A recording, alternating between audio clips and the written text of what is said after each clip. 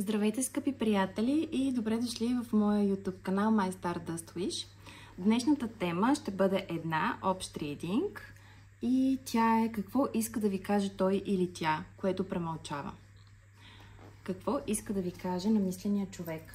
Помислете си за него или за нея. Отпуснете се. Няма да има варианти. Един общ ридинг с обща енергия ще бъде. Ще използвам две различни колоди с карти, като ще използвам и тази колода мисли и чувства и тази оракулска колода. Но първо, нека видим малко подсказки за този човек. Кой е той или тя? Отпуснете се.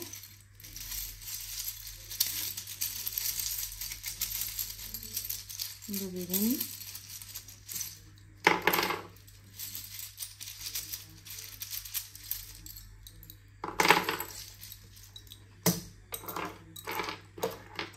Така, тук имаме буквата А, буквата Т, отново А, И, М, отново Т, У, К, Щ, З, П, Д, Х, отново А и сърцето. Сърцето, което е индикация, че този човек ви обича, този човек изпитва силна любов към вас, сърцето му ви принадлежи и съответно може би иска същото от вас. Вашето сърце да бъде запленено само единствено от него. Така събирам инициалите и да видим какво иска да ви каже този човек с оракулските карти. Какво иска да ви каже той или тя?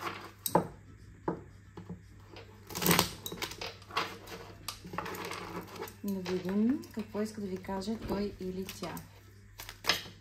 Много карти падат.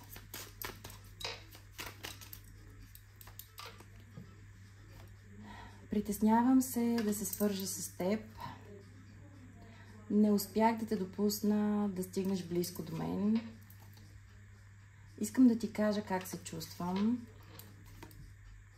Спомням си всеки един детайл от онзи ден. Надявам се да ми простиш един ден. И на дъното на колодата имаме: не реагирам, когато хората споменат за теб. Така, да видим и с картите мисли и чувства какво иска да ви каже този човек.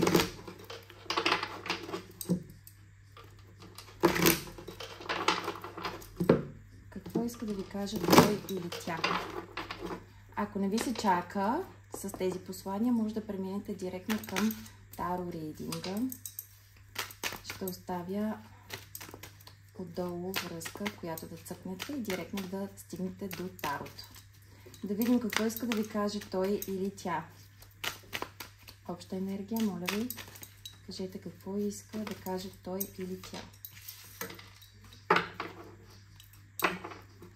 Не се чувствам достоен, за някой от вас може да отговаря това послание. Не ти вярвам. Още живея в миналото. И страх ме е да бъда с теб. Този човек има доста самоограничения. Вижда доста пречки. Да видим какво ще ни каже тарото. Какво иска да ви каже този човек? Какво иска да ви каже намислено от ваш човек? Нещо, което премълчава. А иска да го изрече от вас. Какво иска да ви каже той или тя? Обща енергия, моля, кажете.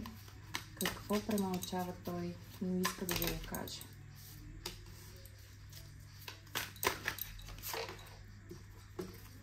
Какво премълчава той, но иска да го каже?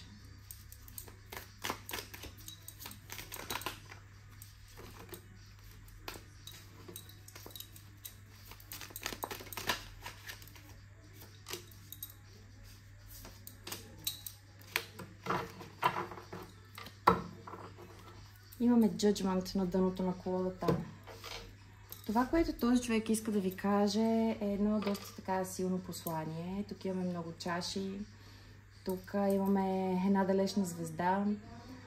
Този човек чака. Този човек изключително много чака, изключително силно се надява в един момент съдбата да ви срещне, да бъдете заедно, ако сте разделени. Ако не сте разделени, то този човек няма търпение за някаква среща, която предстои. Тук имаме двойка на чашите. Двойка на чашите говори за влюбеност, говори за отдаденост. Тук имаме двама души, които карат заедно едно общо колело. Този човек е изключително влюбен във вас. Този човек изпитва силна обич, силна привързаност, силна връзка с вас. Този човек обаче е много търпелив и изключително много изчаква правилния момент. Имаме седмица на пентаклите. Седмица на пентаклите в класическото таро говори за човек, който е посял семената и в момента чака правилния момент, в който да събере това, което се е появило на това красиво дърво. Тоест тук говорим за човек, който може би сте имали някакви взаимоотношения, имали сте някаква комуникация. Този човек обаче е изключително търпелив, може в момента да не действа рязко към вас, може така да изчаква настрани, но този човек изключително много ви обича с десятка на чашите. Десятка на чашите е картата на любовта, картата на семейството, картата на хармонията, на баланса, на щастието, на радостта. Този човек ви вижда като кралица на чашите. Кралицата на чашите е тази жена, която умее всичко. Тази жена, пред която нищо не може да се изпречи. Тази жена, която е силната, обичащата, даващата любов, получаващата любов. Тази жена, която всички я гледат с възхищение. Този човек ви вижда като кралицата на чашите и като една красива, далечна звезда. Наистина тук може да говорим за хора, които са на разстояние, хора, които нямат комуникация, или ако са имали комуникация, то тя е била малка, кратка и в момента има някаква дистанция между тях. Но този човек, пак казвам, чака правилния момент с Judgment, картата на страшния съд. Този човек чака правилния момент, за да стигне тук едно ново начало с асо на жезлите. Асо на жезлите, асо на мечовете. Тук този човек иска да ви каже с двете аса и със справедливостта. Този човек иска да ви каже, че има някаква истина, която иска да седне да обсъди с вас. Има много страст, изключително много силно го привличате, изключително много свързан се чувства с вас, но някак си е много недействащ в момента. Някак си вие оставате любимата жена, която стои на разстояние, стои като една звезда в небето, като една фойерверка стои. И този човек ви наблюдава отстрани. Но пак казвам, тук има някаква среща, която ще продължи с разговор относно ново начало с страст и с истина по чист начин. Справедливостта говори за това, че има нещо неразрешено между вас, има нещо, което трябва да се разреши, за да бъде чисто, честно, поистински и да започне вашето ново стабилно начало. Но този човек наистина иска щастието с вас, този човек иска среща с вас, чака тази среща с нетърпение и ви вижда като влюбената жена, като обичащата жена, като жената, която дава любов. Но вие сте прекалено далечна за него, някак си сте... Това, което в посланието излезе по-рано, не се чувствам достоен за теб. Някак си така усещам енергията. Тук този човек сякаш не се чувства достоен за вас, сякаш се чувства прекалено слаб. Да видим и с тази колода какво иска да ви каже той. Освен, че чака среща, освен, че се чувства свързан с вас, освен, че чувства любов, освен, че е готов да чака, какво друго искам да сподели този човек?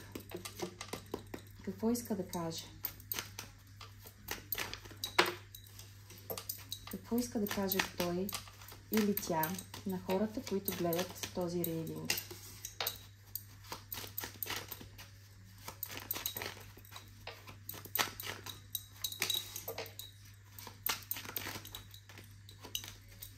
Какво иска да каже той или тя на хората, които гледат този рейдинг?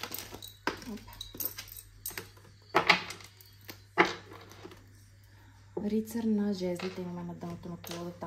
Този човек наистина е малко объркан тук с седмицата на чашите.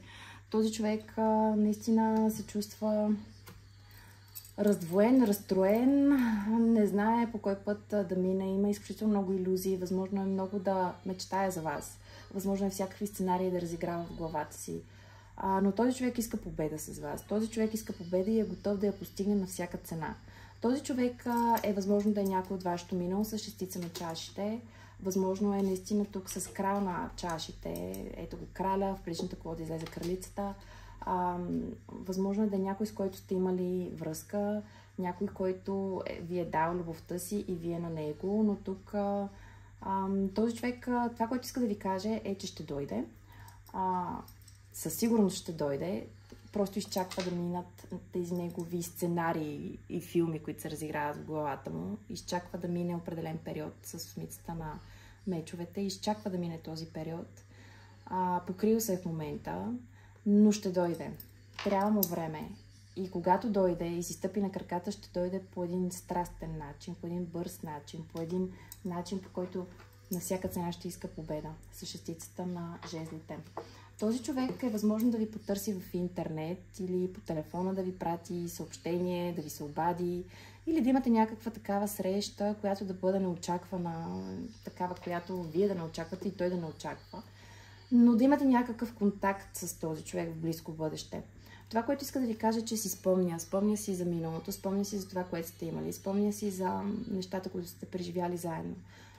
Иска да ви кажа, че е влюбен във вас, иска да ви кажа, че не спира да мисли за вас, иска да ви кажа, че иска да има тази комуникация, този контакт с вас и че иска да има победа с вас. Иска да ви кажа, че сърцето му е отворено, освен за любов, така и за приятелство. Този човек, рицаря на жезлите, освен страст, дава и приятелство. Този човек иска приятелство с вас, но тук пак казвам, сложил си някакви ограничения, сложил си някаква пауза, някакъв стоп, граница, която не желая в момента да прекрачи. Прекалено много мисли. Много мисли и за пречките. Ако има пречки между вас, той мисли за тези пречки. Освен за пречките, мисли и за вариантите, по които ако тръгна по този път, какво ще се случи с нас? Ако тръгна по другия път, какво ще се случи с нас? Но тук имаме една императрица, която е пленила този крал на чашите. Една императрица, която е възможно да бъде семейна жена, която е възможно вече да има създадено семейство. Но пак казвам, тук императрицата и рицаря на жезлите говорят за успех, за вървене напред, за стигане до крайната цел. Просто тези пречки, тези ограничения и тази пауза, която този човек си е сложил тук, трябва да му дадете време. Това, което иска да ви кажа, е, че му трябва време да премине тези ограничения. И когато ги премине, ще стигне до вас и ще си подаде тази чаша, пълна с любов. Но ще иска победа, ще иска успех. Ще иска да завършите това, което сте започнали. Тук този човек е възможно за някой от вас да е сродна душа, с шестицата на чашите, сродната душа, хора от миналото, хора, които са свързани по някакъв начин с червена връвчица, хора, които им е предопределено да се срещат и в следващия живот, и в следващия живот, и в следващия живот. Само, че понякога тази среща и в следващия живот, и в следващия живот не е казано, че на всяка цена трябва да бъде любовна и трябва да бъдете мъж и жена. Понякога се случва така, че хората да се разминават, но пак се откриват и пак поддържат някаква връзка и някакви взаимоотношения в живота. Този човек не спира да мисли за вас и просто не знае коя лампа тук да избере, за да има този успех с вас. Но му трябва време. В предишната колода видяхме, че му трябва време. Трябва да му дадете време, защото е пълен с много илюзии, много самоограничения, пълен е с притеснения. Но иска стабилното начало, иска страстното начало, иска семейство с вас. Както видяхме в първата колода на Stranger Things. Между другото, ако гледате този сериал Stranger Things, някои от вас може заедно да сте гледали този сериал. Може да е нещо, което като подсказка за вас. Четворка на жезлите, картата на сродните души отново имаме тук. Четворка на жезлите, вратата. Да, не се знае какво има зад тази врата. Този човек все още търси начин, по който да отвори тази врата с вас тук. Но наистина за някой от вас ще говорим за сродни души. И двете карти говорят за сродни души.